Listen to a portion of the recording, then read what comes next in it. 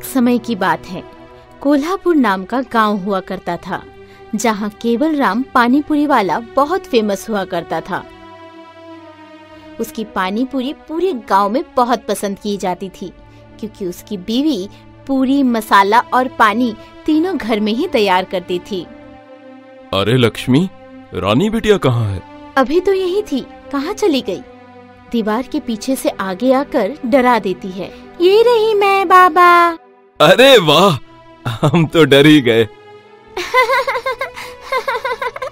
चलो चलो, अब तुम्हारे लिए कुछ पानी पूरी बचा कर लाए हैं। रोज बस कुछ ही बचती है मेरे लिए। अरे तो अच्छा है ना, सब बिक जाती है तो। रानी, इसी से तो हमारा घर चलता है। चलो अब जल्दी से खा लो। माँ, बाबा को क्या हुआ? उन्हें किसी कार वाले ने टक्कर मार दी। पर बाबा उठ क्यों नहीं रहे हैं माँ? अब वो कभी नहीं उठेंगे रानी, वो हमें छोड़कर चले गए हैं। हम बाबा के बिना क्या करेंगे माँ?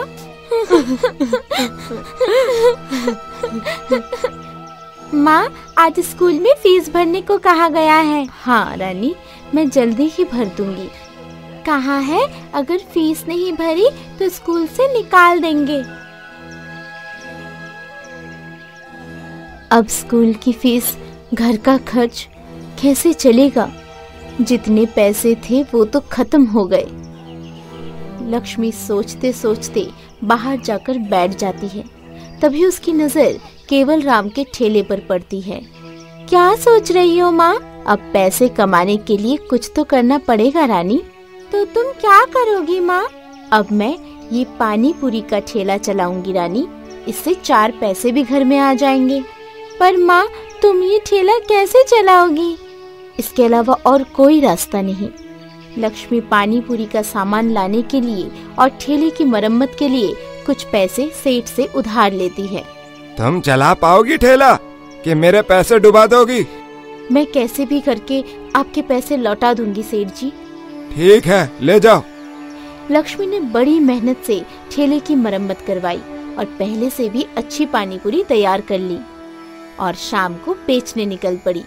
वो वहीं जाकर खड़ी हुई जहां अक्सर उसके पति केवल राम खड़े होकर ठेले पर पानी पूरी बेचा करते थे।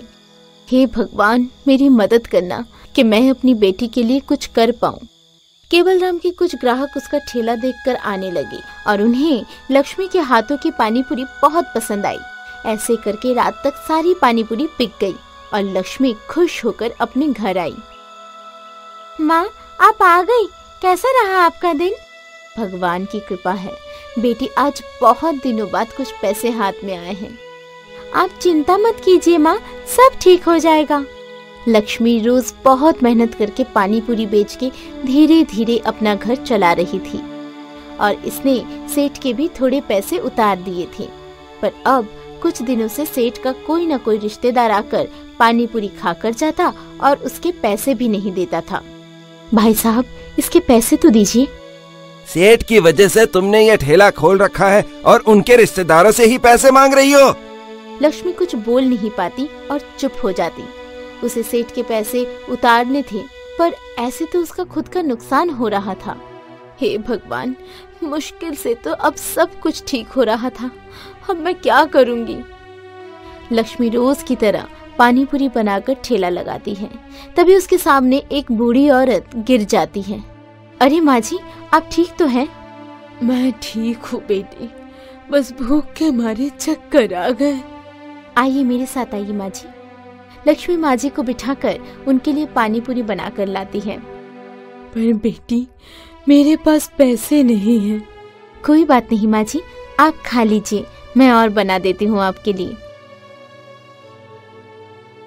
माँ जी पेट भर पानी पूरी खाई और बहुत खुश हो गई। तुम बहुत अच्छी इंसान हो बेटी, भगवान तुम्हारी जरूर मदद करेगा। आपने ये एक पानी पूरी क्यों बचाई है माँ जी?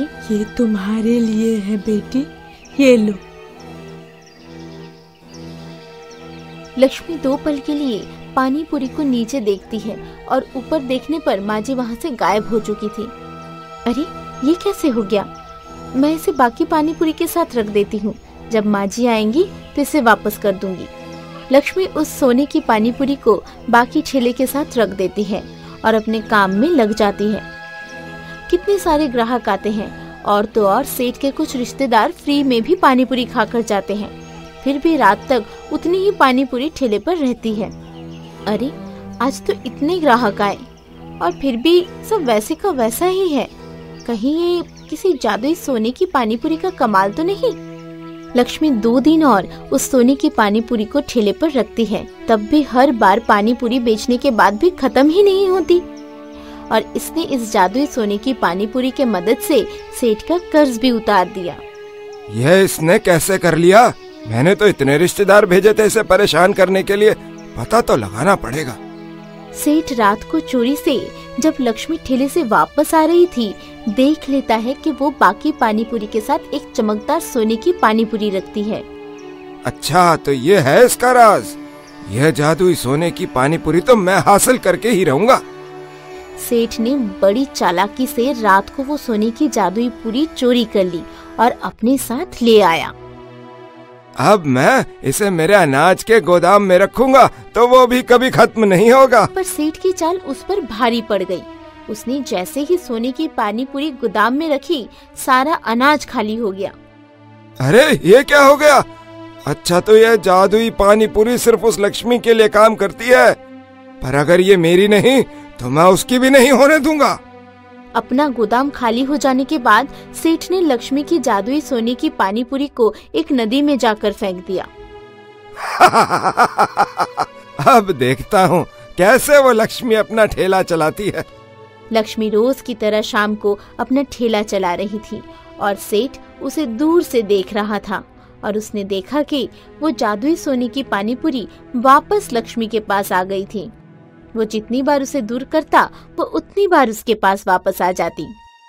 सीख: अगर आपको लगता है कि आप किसी के नसीब को किसी से छीन सकते हैं, तो आप खुद के लिए ही खड्डा खोद रहे हैं। मेहनत और सच्चाई के रास्ते पर चलने वाला इंसान कभी असफल नहीं होता।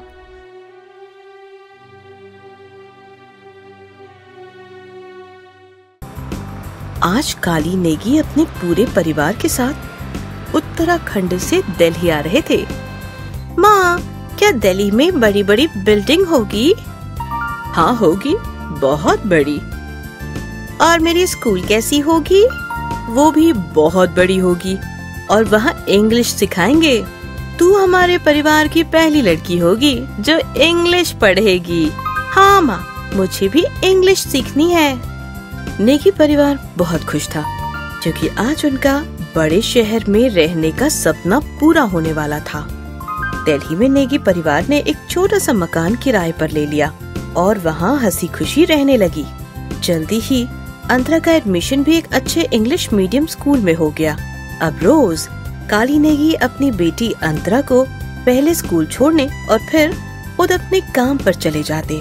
काली नेगी एक इलेक्ट्रिशियन थे जो न्यू कंस्ट्रक्शन वाली बिल्डिंग में वायरिंग का काम करते थे। दोपहर में कविता अपनी बेटी को स्कूल से ले आती और फिर माँ बेटी एक साथ टीवी देखा करते। हर संडे जब पूरा परिवार साथ रहता तो वो लोग उत्तराखंड के मशहूर पकवान बनाया करते थे और इनमें सबकी फेवरेट थी मोमोज। वाह मम्मी, क्या टेस्टी बने हैं। अरे तूने तो वो चटनी चखी ही नहीं। कुछ मुझे भी दे दो। ये लो पापा, खाओ।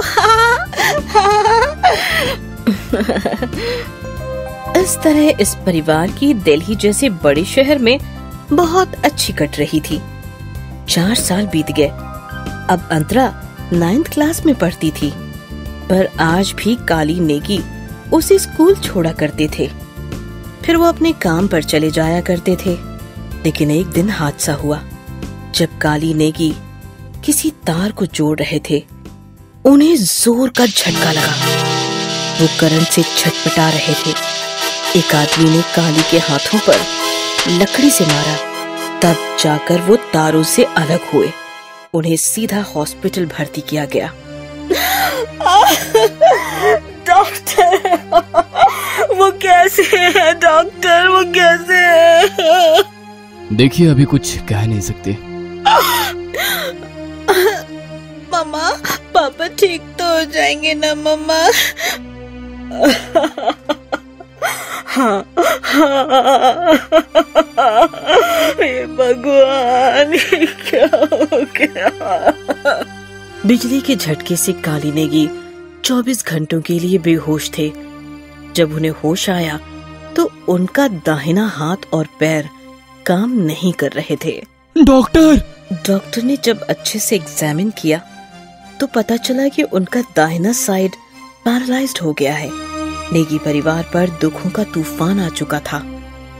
कुछ दिनों बाद काली नेगी से मिलने उनके सीनियर ऑफिसर आए। उन्होंने काली नेगी के हाथ में 2 लाख रुपए का एक चेक रख दिया। इस वक्त मैं तुम्हारे लिए इतना ही कर सकता हूँ। नेगी परिवार निराश हो चुका था। 1 महीना काली नेगी हॉस्पिटल में ही थे। फिर उन्हें व्हीलचेयर पर बिठा के घर वापस लाया गया। घर आते ही काली नेगी परेशान हो गए। अब इस घर का किराया कैसे देंगे? अंतरा के स्कूल की फीस का क्या होगा? ये 2 लाख रुपए कितने टाइम चलेंगे? कविता, मैं सोच रहा हूँ हमें अपने गांव लौट जाना चाहिए। पर अंतरा की पढ़ाई, हम उसी के लिए तो यहाँ आए थे।